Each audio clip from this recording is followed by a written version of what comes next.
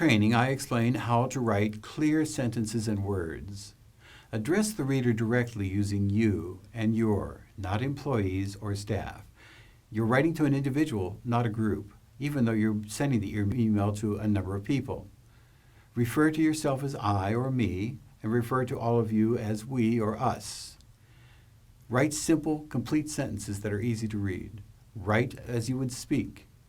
Write shorter sentences, averaging no more than 15 words. In the example, one sentence is 18 words, but the others are shorter, so they average to fewer than 15 words. Usually give readers 1 or 2 ideas in each sentence. Occasionally, you'll have a sentence with 3 or 4 ideas, but write few of these longer sentences. When you have written 2 ideas in a sentence, see whether you need to stop the sentence and start a new sentence for the next idea. Always remember that clarity is your main goal. Long sentences create confusion for the reader. In the example, the only sentence that is longer has 3 ideas in a short list. Watch for run-on sentences and fragments. Write all complete sentences. For example, you wouldn't write, "First, your opinions on our website," or "Incorporate a limited e-commerce model." Write out the entire sentence. Write, "First, I would like your opinions on the website," or "Should we consider incorporating a limited e-commerce model?" Start most sentences with the subject and then write the verb. Write, "I am," "you asked," and so on. Some people write emails that sound like they're text messaging or writing as thoughts pop into their minds.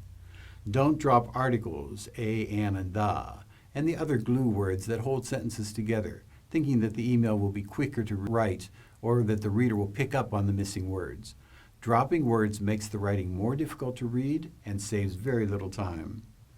Write in complete sentences and include all of the smaller words. Avoid putting interrupting words in the middle of a sentence. Keep the subject, the verb, and the object together.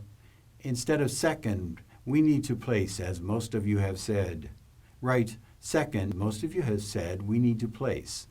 Avoid using parentheses to insert words, as in the example at "the best routes in your feeling." Put the words into the flow of the sentence. For nearly all of these words you might want to insert, put them at the beginning or at the end of the sentence, or rewrite the sentence so the comment doesn't interfere with the meaning.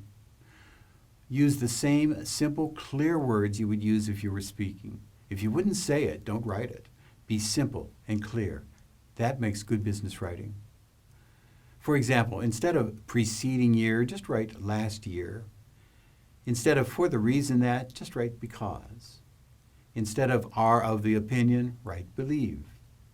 Instead of "in view of the fact that," write "because" or "since."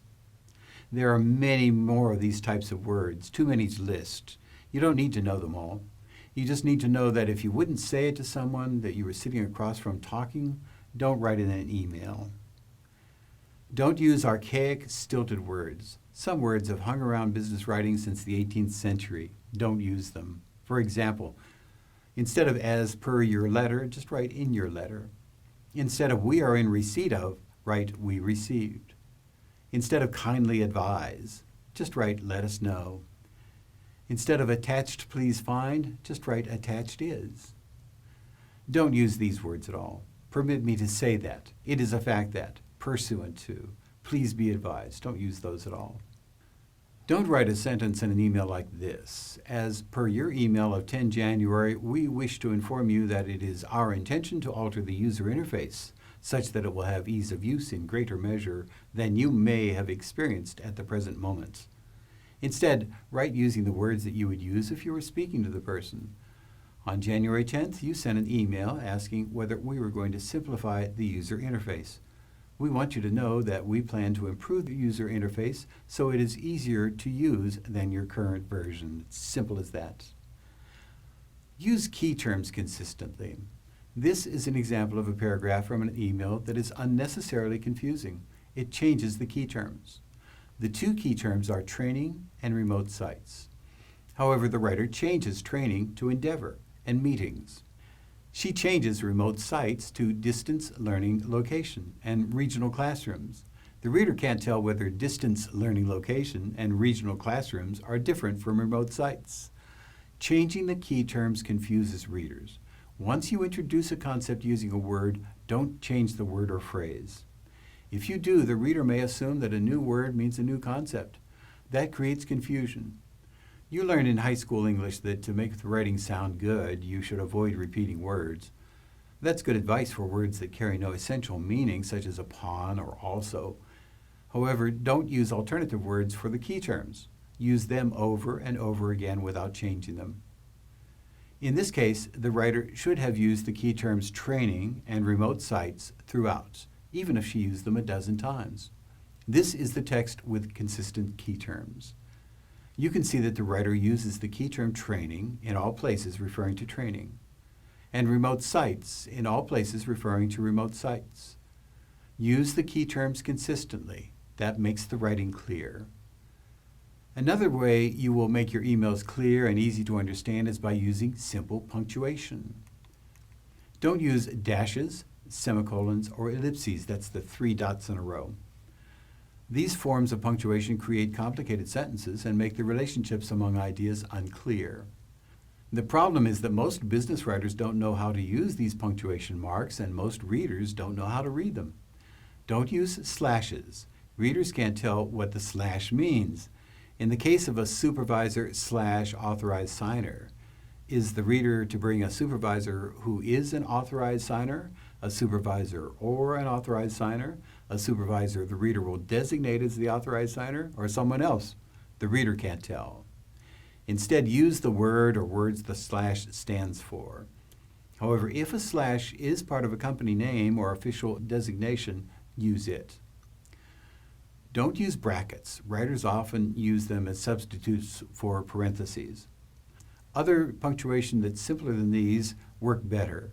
Use commas, periods, colons, parentheses, question marks, and quotation marks. Avoid excessive words that don't add to the meaning. For example, instead of "in light of the fact that," write "since." Instead of "at this point in time," write "now."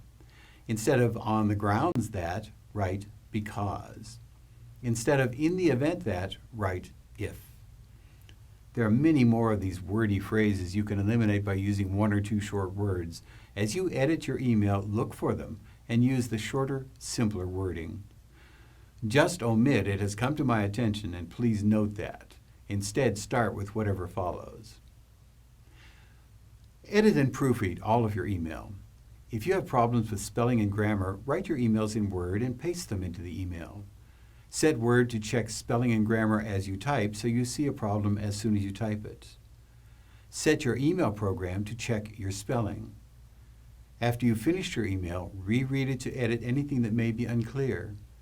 Change any sentences that don't sound quite right to you.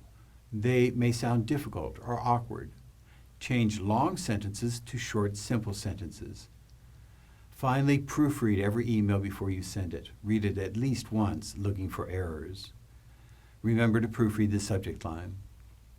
Read the entire email from the upper left corner to the last word, looking for words and phrases, not meaning.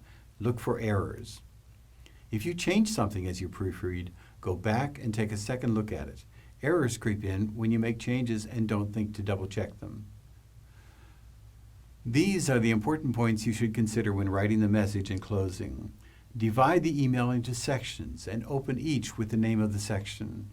Break out all lists with bullets or numbers. Write simple, complete sentences with 1 or 2 ideas and average fewer than 15 words. Use simple, plain words you would use if you were speaking to the reader.